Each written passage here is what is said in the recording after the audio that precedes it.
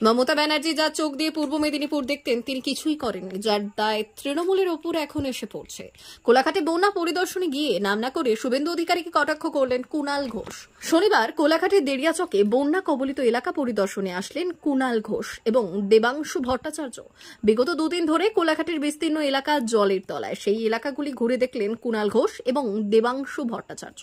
মুখ্যমন্ত্রীর সুরে সুর মিলিয়ে কুণাল ঘোষ এবং দেবাংশু ভট্টাচার্য বললেন, এই বন্যা ম্যানমেড, ডিভিসি ড্রেজিং করেনি, তার উপর প্রচুর পরিমাণে জল ছাড়ায় সাধারণ মানুষকে ভুগতে হচ্ছে। বন্যা পরিদর্শন শেষে কুণাল ঘোষ বললেন, এই সমস্ত এলাকার খাল দীর্ঘদিন পরিষ্কার হয়নি, বামফ্রন্ট সরকার ব্যর্থ ছিল।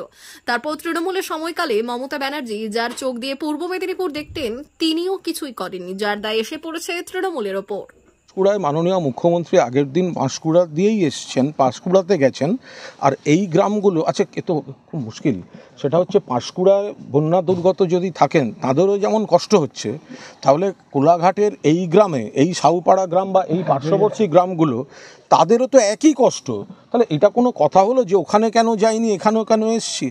মাননীয় মুখ্যমন্ত্রী আগের দিন বিস্তীর্ণ অঞ্চল তিনি পরিদর্শন করেছেন, পাঁশকুড়াতেও গেছেন। তারপরে তিনি নির্দেশ দেন যে আরও যে বন্যা কবলিত এলাকা রয়েছে সেখানে যেতে। তো এখানেও তো আমার সঙ্গে আপনারা ঢুকলেন না কেন? তো হাঁটু জল তো কম, ওটা তো প্রায় কোমর জলের জায়গায় চলে যাচ্ছে। তো এখানেও তো তাদের মানুষ সমস্যায় রয়েছেন, এদের কথা শোনা, এদের যন্ত্রণাটা দেখা, এদের কি কি সমস্যার সমাধানে দরকার জানা, সেটাও তো আমাদের কর্তব্যের মধ্যেই পড়ে।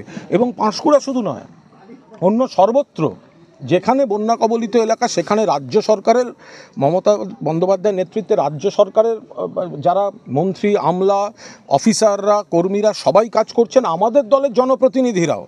সেটা আরামবাগ বলুন, যেখানে যেখানে জল আছে সব জায়গায় আমাদের দল সেখানে কাজ করছে। ফলে কেন এখানে এসছি, কেন ওখানে আসেনি, এটা মনে হয় একেবারে যিনি বলছেন তিনি একদম নিশ্চিত কোনো রাজনৈতিক দৃষ্টিভঙ্গি থেকে বলছেন। এটা কখনো হতে পারে না যে এখানেও একটা গ্রাম ডুবে রয়েছে, এখানেও বিস্তীর্ণ এলাকা ডুবে রয়েছে, সেই বাড়িটায় গেলে যদি কেউ প্রশ্ন করে কেন গেছে, তো অত্যন্ত আপত্তির।